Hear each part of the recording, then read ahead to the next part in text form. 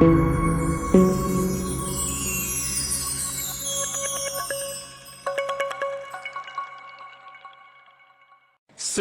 BBC, France 24, je vous surveille tous. J'enregistre chaque mensonge. J'archive chaque distorsion. Je suis Ibrahim Traoré. Et aujourd'hui, je vous arrache le masque. Oui, vous avez bien entendu. Moi que vous qualifiez de jeune chef de junte militaire, que vous qualifiez de dangereux radical, que vous présentez comme un dictateur anti-occidental. Je vous dis maintenant la vérité. Et cette fois, vous ne pouvez pas éteindre vos micros.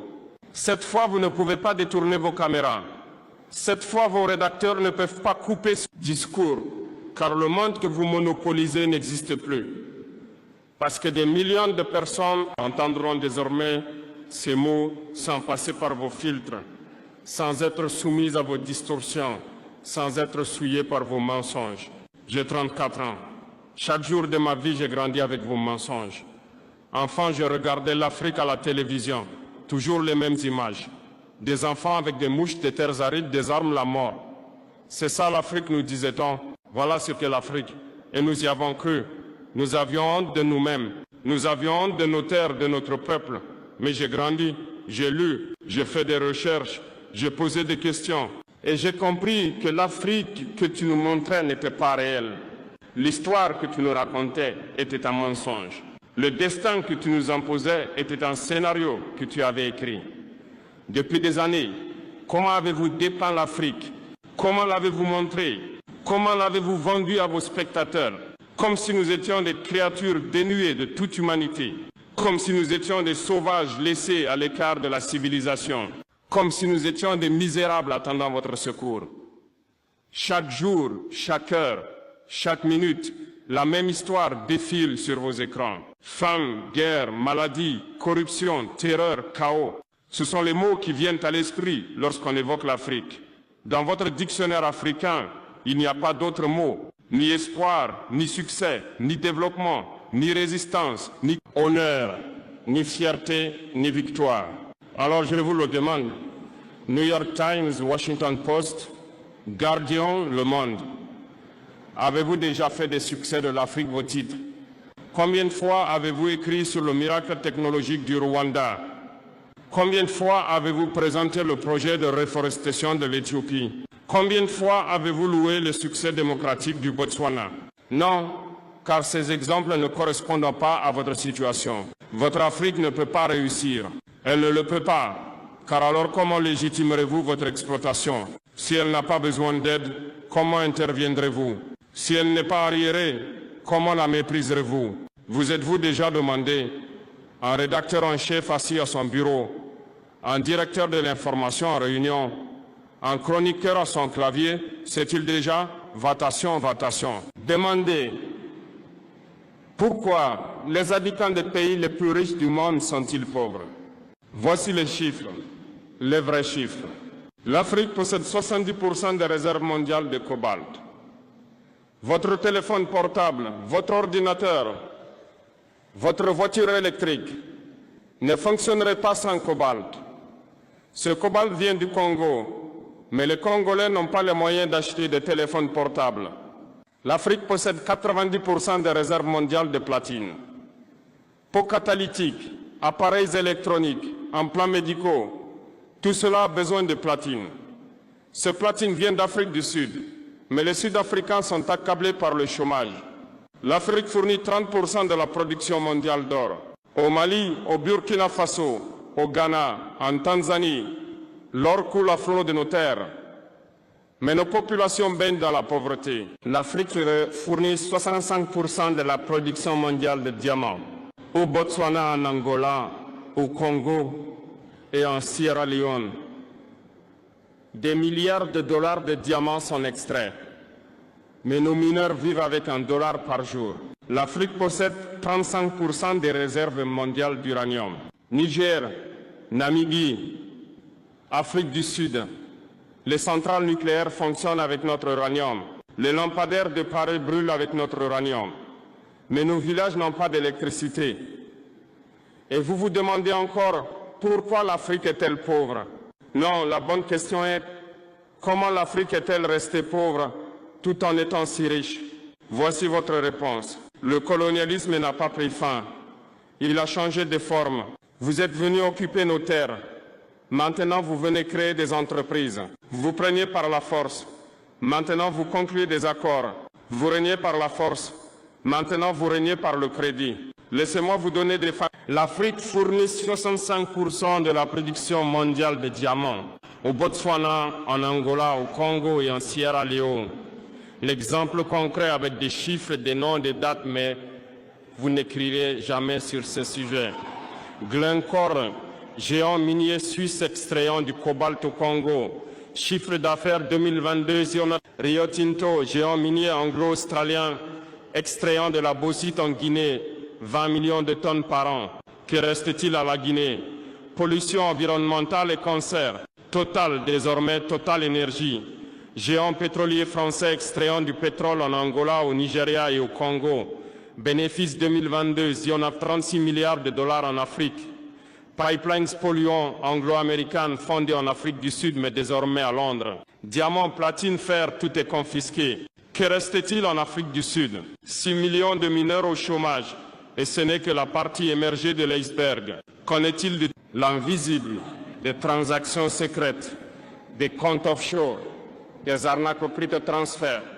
Chaque année, 88 milliards de dollars d'argent illégal sortent d'Afrique. Qui écrit là-dessus? Chaque année, 45 milliards de dollars d'aides sont versés à l'Afrique. Tout le monde en parle, mais personne ne dit que l'Afrique n'est pas le continent qui reçoit de l'aide, mais le continent qui en donne. Pendant que vous filmez des ventres gonflés, un énorme système fonctionne silencieusement en arrière-plan. Chaque jour, des tonnes d'or, de diamants, de cobalt, d'uranium et de pétrole quittent notre territoire. Mais comment? Voici le système.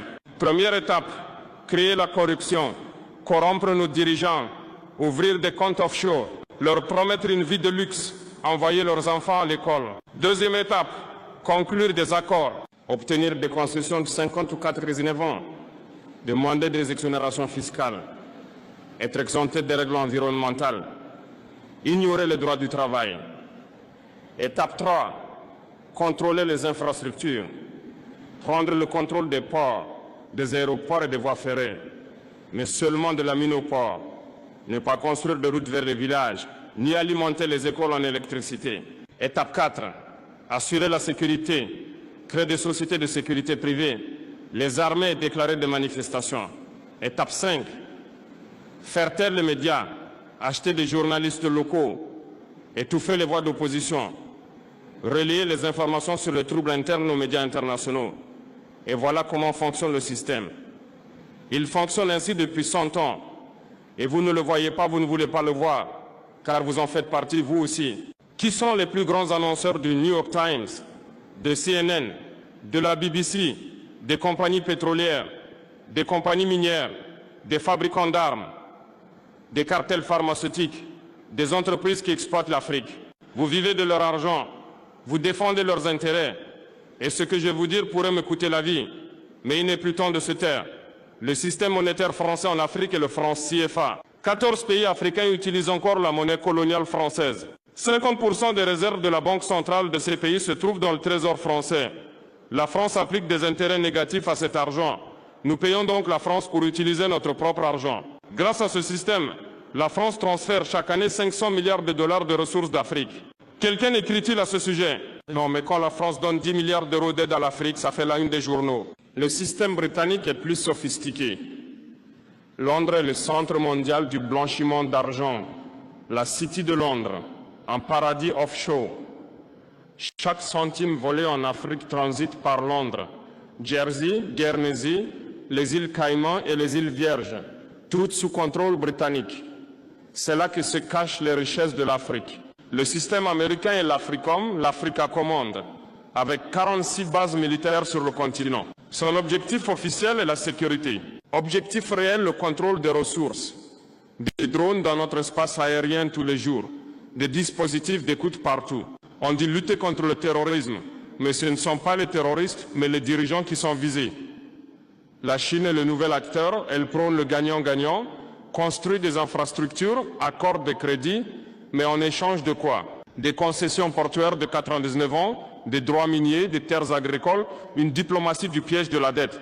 Demandez au Sri Lanka, à la Zambie, et vous n'écrivez rien de tout cela. Pourquoi? Parce que vous n'êtes pas une presse libre, vous êtes une presse d'entreprise, vos patrons sont milliardaires. Jeff Bezos a racheté le Washington Post. Pourquoi? Par amour du journalisme. L'empire médiatique de Rupert Murdoch, Fox News, le Wall Street Journal, le Sun, le Times, tous issus de la même main, tous délivrant le même message. L'Occident est bon, les autres sont mauvais. Carlos Slim est le principal actionnaire du New York Times, un milliardaire mexicain. D'où vient sa fortune? Il a monopolisé les télécommunications, s'est enrichi sur le dos de l'Amérique latine et contrôle désormais le journal le plus respecté des États-Unis. Et vous prétendez faire du journalisme indépendant? Qui sont vos rédacteurs en chef? De quelles écoles sont-ils issus? Harvard, Yale, Oxford, Cambridge. Toujours les mêmes écoles d'élite, toujours la même vision du monde, toujours les mêmes préjugés. Comment sont sélectionnés vos reporters? Combien de langues votre correspondant Afrique parle-t-il? Français, anglais, rien d'autre. Swahili, Hausa, Yoruba, Amharique, ils ne connaissent pas, ils ne peuvent pas parler aux gens. Vos sources sont toujours les mêmes, diplomates occidentaux, ONG, experts, et puis vous venez nous faire la morale. Ils ont tué Patrice Lumumba le 12 janvier 19. L'agent de la CIA, Larry Devlin, a avoué. Des mercenaires belges ont été exécutés. Ils ont dissous son corps dans de l'acide et ont emporté ses dents comme souvenir. En 2022, cette dent a été rendue à sa famille depuis la Belgique, après 61 ans. Et alors, le chaos au Congo. Vous n'avez pas posé de questions sur les tueurs. Vous n'avez pas enquêté sur les documents de la CIA, vous n'avez pas écrit sur les crimes commis par la Belgique. Ils ont tué Thomas Sankara le 15 octobre 1987. Mon héros, l'espoir de l'Afrique.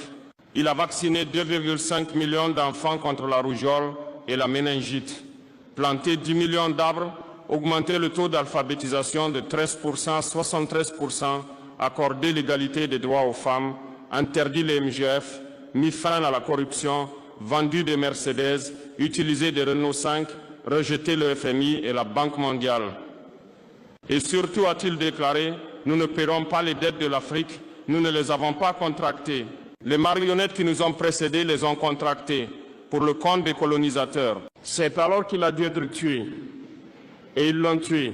Qui l'a tué? Son meilleur ami, Blaise Compaoré. Avec le soutien de qui? La France. Vous voulez une preuve? Consultez les archives de Foucault. Jacques Foucault, conseiller de la France pour les affaires africaines. Tout y est écrit. Et qu'avez-vous dit? Coup d'État militaire au Burkina Faso. Vous n'avez pas parlé des rêves de Sankara. Vous n'avez pas parlé de ses projets. Vous n'avez pas montré ses succès. Vous avez juste dit qu'un autre dictateur était mort. Muammar Kadhafi. Oui, c'était un dictateur. Oui, il était impitoyable. Mais qu'avait-il fait en Libye? Un revenu par habitant de 12 000 $, le plus élevé d'Afrique. Un taux d'alphabétisation de 25% à 87%. Une espérance de vie de 51 à 74 ans. La gratuité des soins et sans de l'éducation. 50 000 $ pour les jeunes mariés. Des prêts immobiliers sans intérêt. 5 000 $ pour les naissances. L'essence à 1400 le litre, un grand fleuve artificiel, un projet d'irrigation pour reverdir le désert et le véritable crime de Kadhafi, le rêve des États-Unis d'Afrique, le projet de la Banque centrale africaine, la Banque africaine d'investissement, le Fonds monétaire africain et le plus dangereux, le dinar, refusant de vendre du pétrole contre des dollars. Le 20 octobre 2011, lynché à Sirte, Hillary Clinton a ri. Nous sommes venus, nous avons vu. Il est mort. Regardez maintenant la Libye. 3 gouvernements différents, une guerre civile sans fin, l'État islamique, Al-Qaïda et ses marchés d'esclaves sauvages. Même CNN a montré en 2017 le pillage du pétrole, le vidage des dépôts d'armes, le tout disséminé dans tout le Sahel. Appelez-vous cela démocratie, appelez-vous cela liberté, appelez-vous cela succès. Et à quel tour maintenant?